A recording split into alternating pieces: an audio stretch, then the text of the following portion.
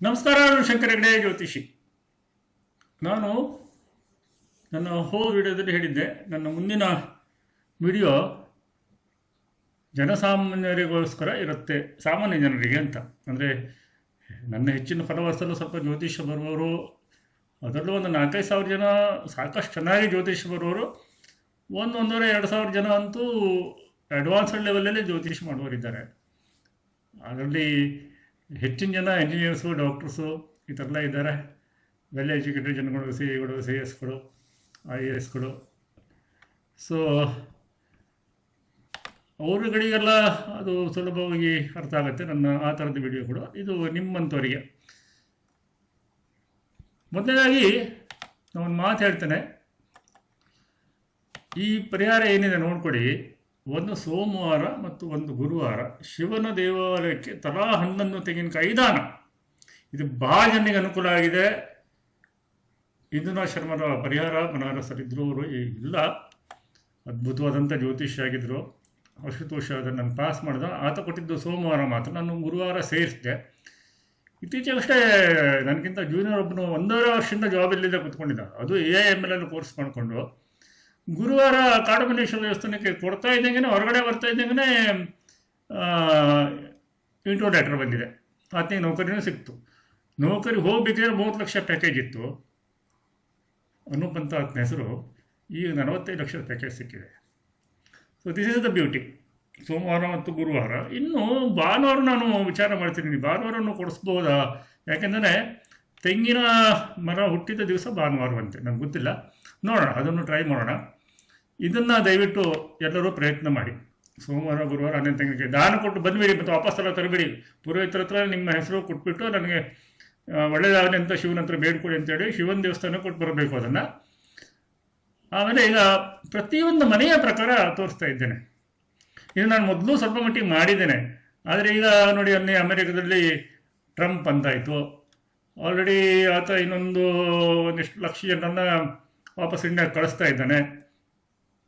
ಹಾಗಾಗಿ ಜಾಬ್ ವಿಷಯ ಮತ್ತು ಹಣಕಾಸಿನ ವಿಚಾರ ಇದೆಲ್ಲ ಇನ್ನೂ ತೊಂದರೆ ಆಗ್ತಾನೆ ಹೋಗುತ್ತೆ. ನನಗೆ ಗೊತ್ತಿದೆ. ನಾನು ಹಿಂದೆನೇ ಹೇಳಿದ್ದೆ, 5 ವರ್ಷ ಹಿಂದೆನೇ ಹೇಳಿದ್ದೆ, ಎಷ್ಟು ಚೆನ್ನಾಗಿ ಹೋಗಿ ಫಾರಿನಿಂದ ದುಡ್ಕೊಬರೋ ಸಾಧ್ಯನೋ ಅವರಲ್ಲಿ ಹೋಗಿ ದುಡ್ಕೊ ಬಂದ್ಬಿಡಿ ಬೇಗ ಅಂತ. ಎಲ್ಲಿ ಈಗ ಒಂದೇ ಮನೆ ಇದೇನೇನು ಸೂಚಿಸುತ್ತೆ?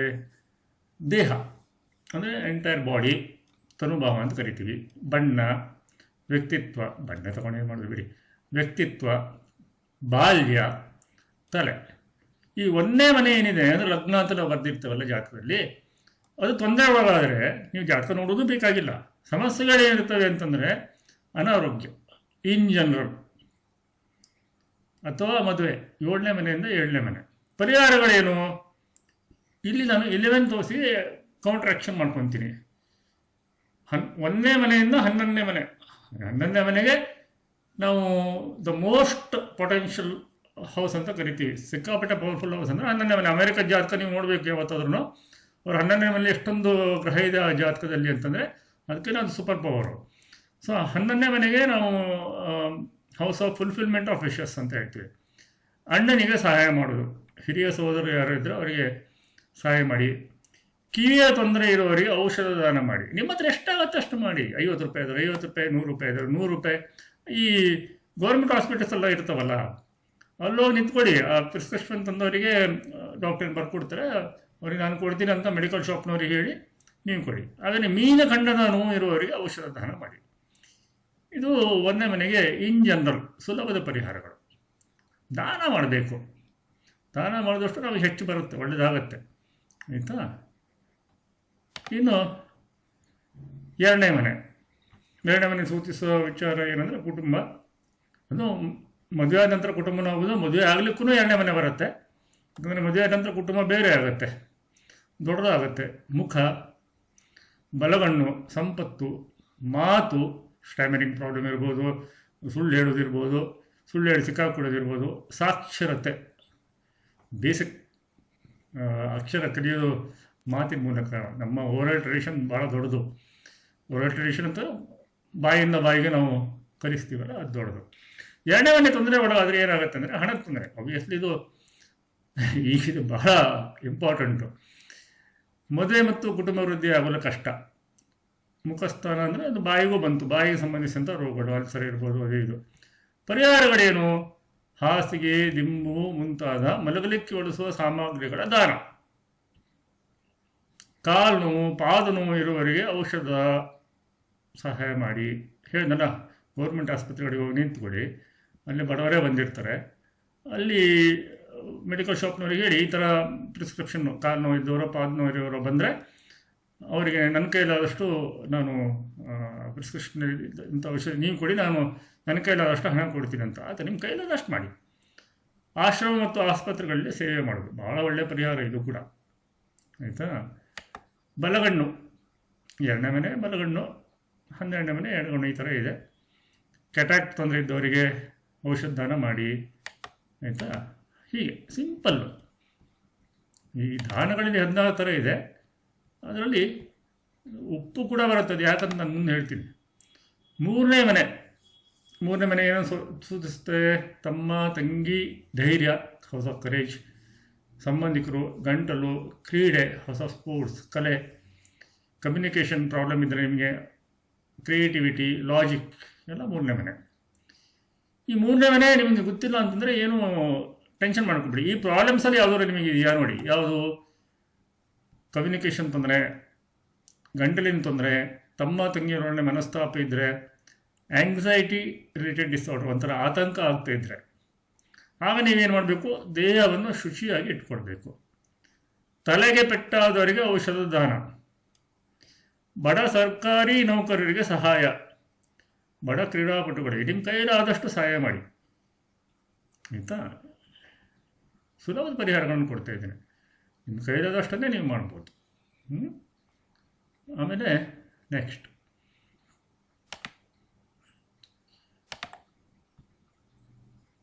ಈಗ 4ನೇ ಮನೆಗೆ ನಾವು ಭಾಳ ಇಂಪಾರ್ಟೆನ್ಸ್ ಕೊಡಬೇಕಾಗತ್ತೆ. ಯಾಕಂದರೆ ಅದು ಮಾತೃಸ್ಥಾನ ಹೌದು, ಸುಖಸ್ಥಾನ ಹೌದು. ಆಮೇಲೆ ಈ ಜನರಲ್ ಹ್ಯಾಪಿನೆಸ್ ಅಂತ ಈ ವಿಶೇಷವಾಗಿ ಜಮೀನು ಮನೆಗೆಲ್ಲ 4ನೇ ಮನೆಯನ್ನು ನಾವು ನೋಡಲೇಬೇಕಾಗತ್ತೆ. ಸೊ 4ನೇ ಮನೆಯ ದೋಷಗಳಿಗೆ ಪರಿಹಾರಗಳು. 4ನೇ ಮನೆ ಹೇಳಿದ್ನಲ್ಲ, ತಾಯಿ, ಸ್ಥಿರ ಆಸ್ತಿ, ವಾಹನಗಳು, ಸ್ನೇಹಿತರು, ಮನಃಶಾಂತಿ, ಅದರ ಜನರಲ್ ಹ್ಯಾಪಿನೆಸ್ಸು. ಎದೆ ಅಂತಂದರೆ ಮತ್ತು ಶ್ವಾಸಕೋಶನೂ ಬರುತ್ತೆ. 3ನೇ ಮನೆಗೂ ಸ್ವಲ್ಪ ರೆಸ್ಪಿರೇಟರಿ ಸಿಸ್ಟಮ್ ಬರುತ್ತೆ. ಇವೆಲ್ಲ ಕ್ಲೈಮೇಟ್ ಇಷ್ಟೆಲ್ಲ ಹಾಳಾಗಿರೋದನ್ನು ಅದನ್ನು ನೋಡ್ಕೊಳ್ಳಿ. ಲಂಗ್ಸು ಮತ್ತು heart as an organ, heart as an emotional part ಅಂತ ತೊಗೊಳ್ಬೋದು ನಾವು. 4ನೇ ಮನೆ ತೊಂದರೆಗಾದರೆ ತಾಯಿಗೆ ತೊಂದರೆ ಆಗ್ತಾ ಇರುತ್ತೆ, ಆಸ್ತಿ ಅಥವಾ ಮನೆ ಮಾಡ್ಕೊಳ್ಳಿ ತೊಂದರೆ ಆಗ್ತಾ ಇರುತ್ತೆ, ಸ್ವಲ್ಪ ಮಟ್ಟಿಗೆ ಏನು ಶ್ವಾಸಕೋಶದಲ್ಲಿ ಟಚ್ ಆಗುತ್ತಲ್ಲ, ಹಾಗಾಗಿ ಅದಕ್ಕೂ ಸ್ವಲ್ಪ ತೊಂದರೆಗಳು ಬರ್ಬೋದು. ಬೇಸಿಕ್ ಎಜುಕೇಷನ್, ತಾಯಿ ತಾನೇ ಮೊದಲ ಗುರು ಅಂತಿದೆಯಲ್ಲ, ಅಲ್ಲಿ ಸ್ವಲ್ಪ ತೊಂದರೆ ಆಗ್ಬೋದು, ಅಲ್ಲಿ ಅಡಚಣೆ ಆಗುತ್ತೆ. ಮಾನಸಿಕ ಅಶಾಂತಿ, ಇದಕ್ಕೆ ಪರಿಹಾರಗಳು ಕುಡಿತ ಅಥವಾ ತಂಬಾಕಿನ ಚಟ ಇದ್ದಲ್ಲಿ ಮೊದಲು ಬಿಡಬೇಕು. ಯಾರಿಗೂ ಕೆಟ್ಟ ಬೈಗಳನ್ನು ಬಳಸಬಾರ್ದು ಓಪನ್ ಆಗಿ, ಯಾರಿಗೂ ನೋವಾಗುವಂತೆ. ಬಾಯಿ ಮತ್ತು ಗಂಟಲಿನ ತೊಂದರೆಯ ರೋಗಿಗಳಿಗೆ ಸಹಾಯ ಮಾಡಬೇಕು. ಕುಟುಂಬದವರೊಂದಿಗೆ ಜಗಳ ಮಾಡಬಾರ್ದು ಅಲ್ವಾ. ಎಡಗಣ್ಣಿನ ತೊಂದರೆ ಇದ್ದವರಿಗೆ ಔಷಧ ದಾನ ಮಾಡ್ಬೋದು. ಇದಿಷ್ಟು ಸುಲಭದ ಪರಿಹಾರಗಳು. ಇನ್ನು 5ನೇ ಮನೆ ಏನೋ ಸೂಚಿಸುತ್ತೆ? ಸಂತಾನ, ಮಕ್ಕಳಾಗ್ತಾ ಇಲ್ಲ ಅಂತಂದರೆ, ಮಕ್ಕಳಾಗಿ ಲೇಟ್ ಆಗ್ತಾಯಿದೆ ಅಂತಂದರೆ, ಮಕ್ಕಳ ಬಗ್ಗೆ ಟೆನ್ಷನ್ ಇದೆ ಅಂತಂದರೆ, ಮಕ್ಕಳು ಸರಿಯಾಗಿ ಓದ್ತಿಲ್ಲ, ಹಾಗೂ ಆಗ್ಬೋದು. ಪೂರ್ವ ಪುಣ್ಯಸ್ಥಾನ ಇದು. ಬುದ್ಧಿಮತ್ತೆ, ಅದೃಷ್ಟ, ಹೈಯರ್ ಎಜುಕೇಷನ್ನು, ಲಾಟ್ರಿ ಇದನ್ನು ಮಾಡಾಯ್ತಲ್ಲ, ಸ್ಟಾಕ್ ಮಾರ್ಕೆಟ್ ಕ್ರ್ಯಾಕ್ ಮಾಡಾಯಿತು. 80-90% ಮಂದಿ ಅಂತೂ ಮಾಡಿದ್ದೀನಿ. ಜೂಜು, ಅದು ನಾನು ಹೇಟ್ ಮಾಡ್ತೀನಿ, ಜೂಜ್ ಮಾಡಬೇಡಿ. ಸ್ಪೆಕ್ಯುಲೇಷನ್ ಅಂತಂದರೆ ಬೇರೆ ಅರ್ಥ ಆಗುತ್ತೆ, ಅದು ಬೇರೆ ಇದೆ, ಅದನ್ನು ಮುಂದೆ ಹೇಳ್ತೀನಿ. ಲವ್ ಅಫೇರ್ಸ್ ತುಂಬ ಡಿಪ್ರೆಷನ್ಗೆ ಕರ್ಕೊಂಡು ಹೋಗ್ತಾ ಇದೆ ಈಗಿನ ಕಾಲದ ಮಕ್ಕಳನ್ನು. ಅಪ್ಪರ್ ಅಬ್ಡಮನ್, ಮೇಲ್ಹೊಟ್ಟೆ. 5ನೇ ಮನೆ ತೊಂದರೆ ಒಳಗಾದರೆ ಮಕ್ಕಳು ತೊಂದರೆ, ಅಂದರೆ ಮಕ್ಕಳಿಗೆ ತೊಂದರೆ ಆಗ್ಬೋದು, ಸಂತಾನ ವೃದ್ಧಿಗೂ ಬಾಧೆ ಆಗ್ಬೋದು, ಆಲಿಗೂ ತೊಂದರೆ ಆಗ್ಬೋದು, ಎಜುಕೇಷನಲ್ಲಿ ಕಟ್ ಆಗ್ತಾ ಇರುತ್ತೆ. ಒಂಥರ ಏಮ್ಲೆಸ್ ಲೈಫ್, ಒಂದು ಗೊತ್ತು ಗುರಿ ಇರೋದೇ ಇಲ್ಲ ಲೈಫಿಗೆ, ಹಾಗಿರುತ್ತೆ. ಪರಿಹಾರಗಳು: ತಮ್ಮ ತಂಗಿಯರೊಡನೆ ಉತ್ತಮ ಸಂಬಂಧ ಇಟ್ಕೊಳ್ಬೇಕು, ಮೂಕರಿಗೆ ಸಹಾಯ ದಾನ ಮಾಡಿ.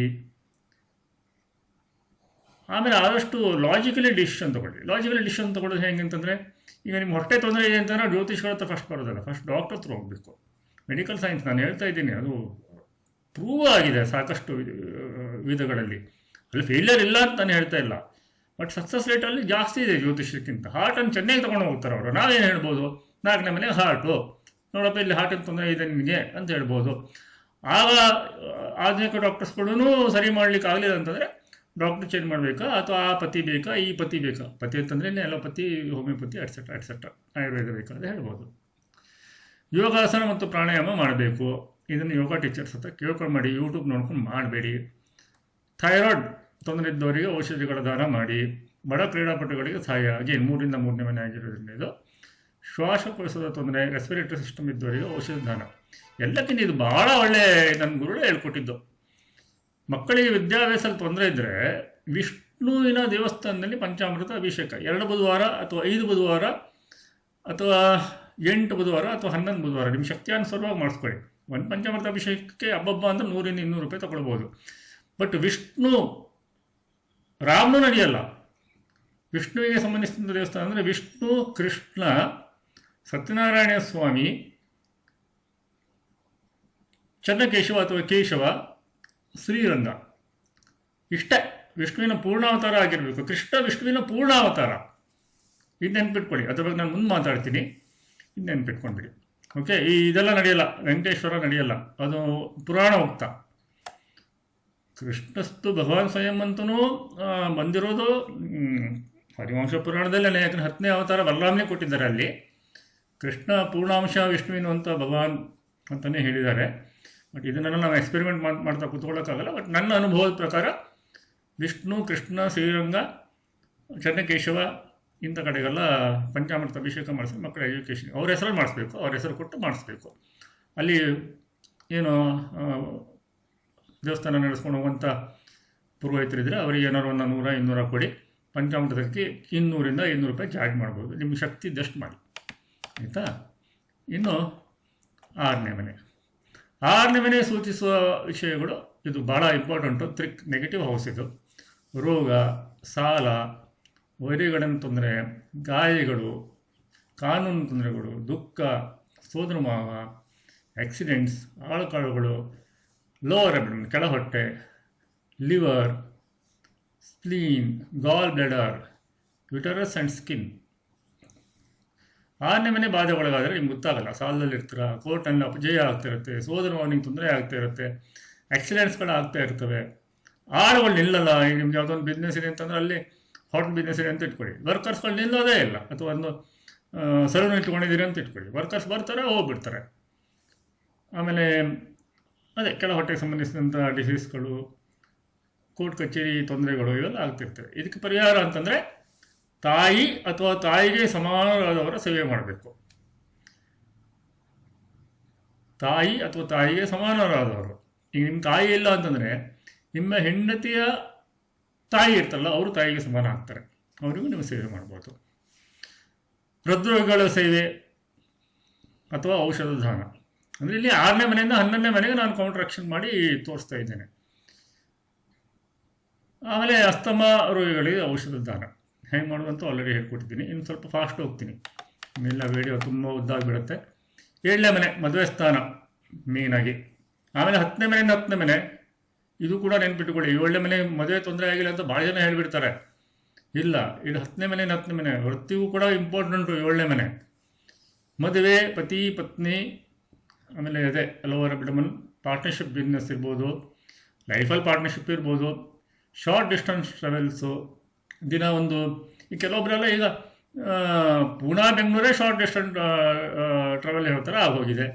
ಕಿಡ್ನಿ, ಈ 7ನೇ ಮನೆಗೆ ತೊಂದರೆ, ಇದಕ್ಕೆಲ್ಲ ತೊಂದರೆ ಬರುತ್ತೆ. ಮದುವೆಗೆ ತೊಂದರೆ ಆಗ್ತಾ ಇರುತ್ತೆ, ಡಿವೋರ್ಸು, ಬೇರೆಯವ್ರ ಜೊತೆಗೆ ಅನೈತಿಕ ಸಂಬಂಧ ಇಟ್ಕೊಳ್ಳೋದು.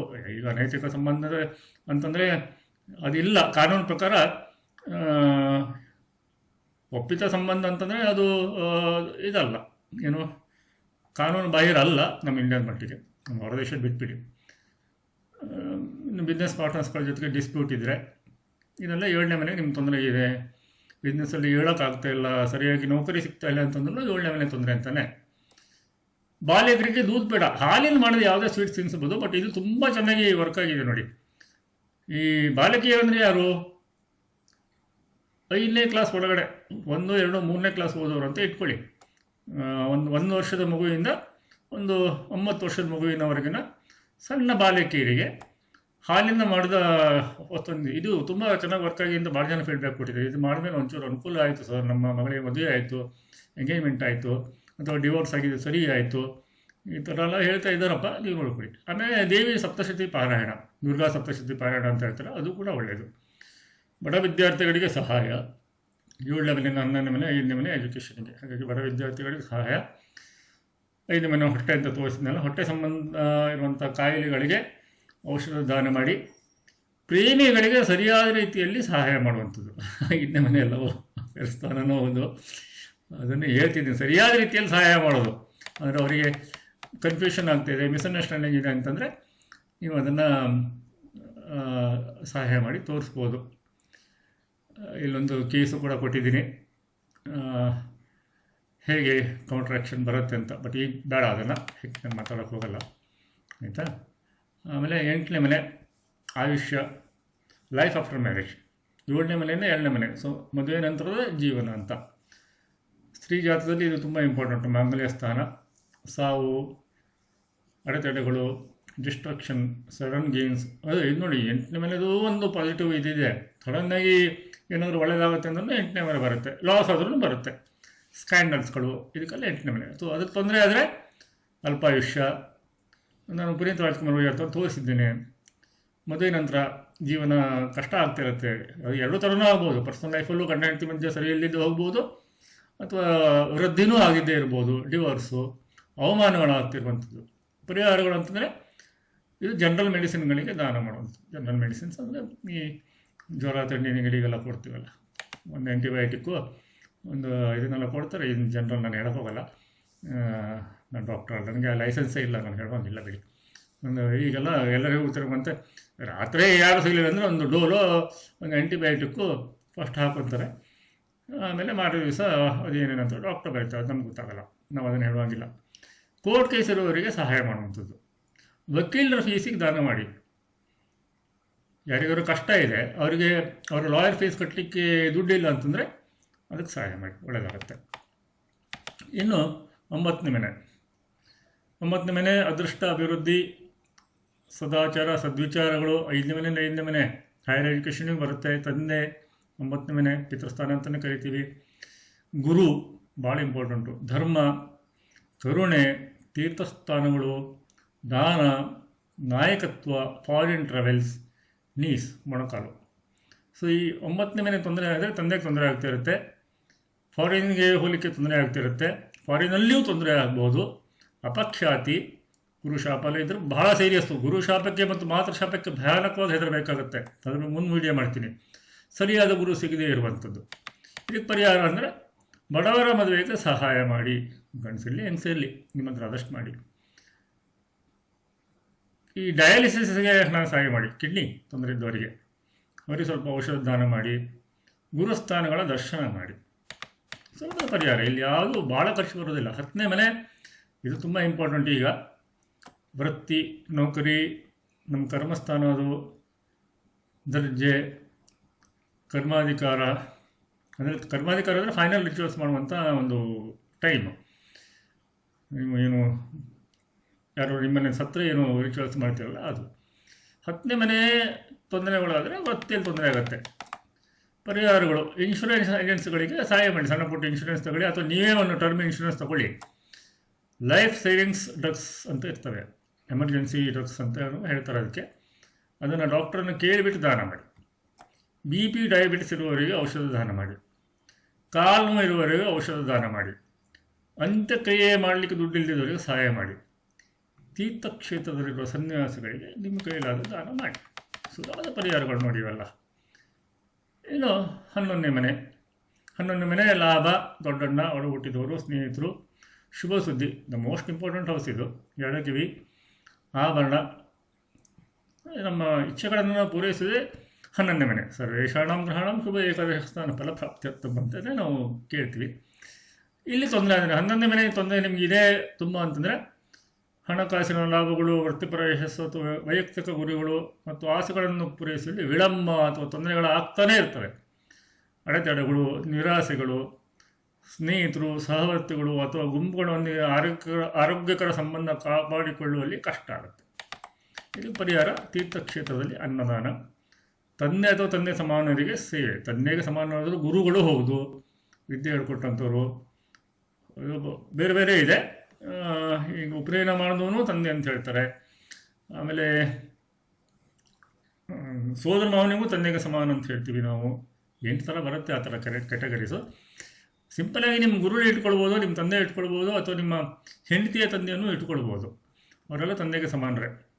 ಮೊಣಕಾಲು ನೋವಿದ್ದವರಿಗೆ, ನೀ ಪ್ರಾಬ್ಲಮ್ ಇದ್ದವರಿಗೆ ಔಷಧ ದಾನ ಮಾಡಿ ಆಯಿತಾ. ಇದೆಲ್ಲ ಸಿಂಪಲ್ ಪರಿಹಾರಗಳು. 12ನೇ ಮನೆಯನ್ನು ಕೊನೆಯದಾಗಿ 12ನೇ ಮನೆ ಹೇಳುವಂಥದ್ದು ಲಾಸಸ್, ಪದೇ ಪದೇ ಲಾಸ್ ಆಗ್ತಾ ಇರುವಂಥದ್ದು, ಕಳುವಾಗ್ತಾ ಇರುವಂಥದ್ದು, ಜೈಲಿಗೆ ಹೋಗುವಂಥದ್ದು, ದುಂದು ವೆಚ್ಚ, ಪಾದಗಳು, ಫೀಟ್, ಮೋಕ್ಷಸ್ಥಾನ. ನೀವು ಮೋಕ್ಷಕ್ಕೆ ಟ್ರೈ ಮಾಡ್ತಿದ್ರೆ ಅಡೆತಡೆ ಆಗುತ್ತೆ, ಸರಿಯಾದ ಗುರುಗಳು ಸಿಗಲ್ಲ, ಯೋಗಾಭ್ಯಾಸ ಅಥವಾ ಮಂತ್ರೋಚ್ಚಾರಣೆಯನ್ನು ಮಾಡಲಿಕ್ಕೆ ಕಷ್ಟ ಆಗುತ್ತೆ. ಶಯನ ಸೌಖ್ಯ ಸ್ಥಾನ, ನಿದ್ದೆ ಸರಿಯಾಗಿ ಬರೋದನ್ನು ಇರ್ಬೋದು, ಅಥವಾ ಬೆಡ್ ಕಂಬಾರ್ಟ್ಸ್ ಅಂತ ಗಂಡ ಹೆಂಡತಿಯ ಮಧ್ಯೆ ಏನಿರುತ್ತೆ ಅದಕ್ಕೂ ತೊಂದರೆ ಆಗ್ಬೋದು. ವಿದೇಶಿ ಯಾತ್ರೆ ಇದನ್ನು ಸೂಚಿಸುತ್ತೆ. ಸೊ ಈ ಮನೆ 12ನೇ ಮನೆ ತೊಂದರೆ ಆದರೆ ನಿದ್ರಾಹೀನತೆ, ದಾಂಪತ್ಯ ಜೀವನಕ್ಕೆ ತೊಂದರೆ, ಲಾಸ್, ಆಧ್ಯಾತ್ಮಿಕ ಸಾಧನೆಗೆ ಅಡಚಣೆ, ಇನ್ನು ಇಂಪ್ರಿಸನ್ಮೆಂಟ್. ಅದು ನಾನು ದರ್ಶನ ಜಾಸ್ತಿ ತೋರಿಸಿದ್ದೀನಿ.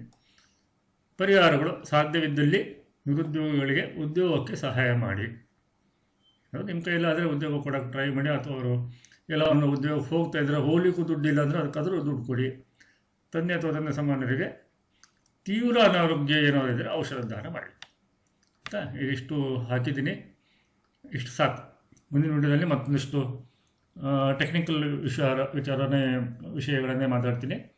ಆಮೇಲೆ ಮತ್ತೆ ಜನಸಾಮಾನ್ಯರಿಗೆ ಮತ್ತೆ 2 ವಿಡಿಯೋ ಕೊಡ್ತೀನಿ. ಈಗ ತುಂಬ ಅವಶ್ಯಕತೆ ಇದೆ. ಮುಂದಿನ ವಿಡಿಯೋದಲ್ಲಿ ಮತ್ತೆ ಭೇಟಿ ಹೋಗೋಣ. ನಮಸ್ಕಾರ.